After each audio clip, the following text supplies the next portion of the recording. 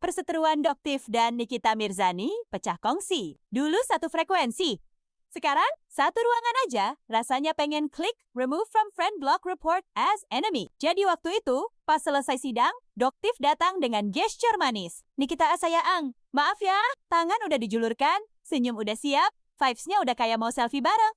Nikitanya nyuekin. Langsung peluk Dokter Oki kayak, sorry, gue cuma meluk orang yang gak nusuk gue dari belakang. Terus, kenapa Nikita segitunya? Nah, ini dia yang perlu kita kupas. Kayak jeruk nipis di luka. Pertama, Doktif ini dikenal suka ngebongkar produk-produk berbahaya. Don't overclaim. Dan salah satu yang pernah dia bahas adalah produk milik dia Richard Lee. Di salah satu pernyataannya, Doktif ngomong kira-kira begini. Lihat aja, sampai DR.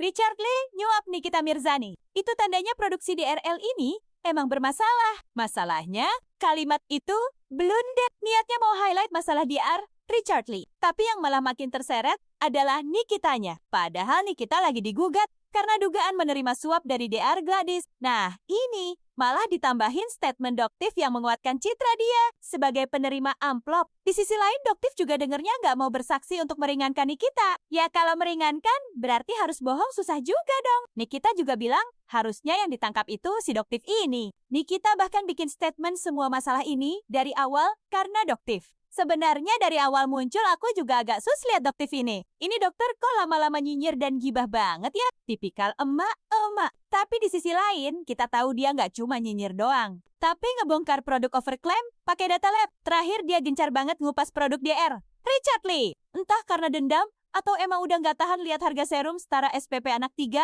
Yang jelas dia niat banget bongkarin satu-satu dan emang berhasil bikin DRL berhenti jualan produk tertentu dan berbenah diri. Terus ada Nikita Mirzani, seleb yang kalau ada ribut pasti nyamber. Dan sempat vokal juga soal produk skincare. Tapi malah dapat suap dari DR Richard Lee biar dia tambah lagi.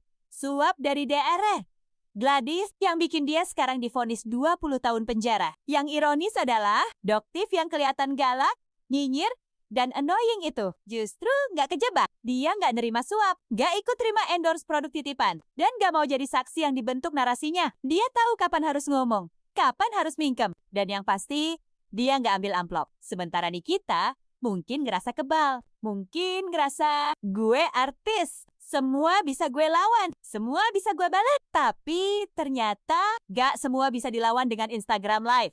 Kadang musuh lo diem, temen lo pura-pura bego, dan lo sendirian. Ditinggal kamera. Dunia skincare lokal tuh kadang lebih palsu dari before after yang diedit pakai filter. Beauty level 100. Marketingnya bukan sibuk jelasin kandungan, tapi malah sibuk room to rumah. Unboxing Taz branded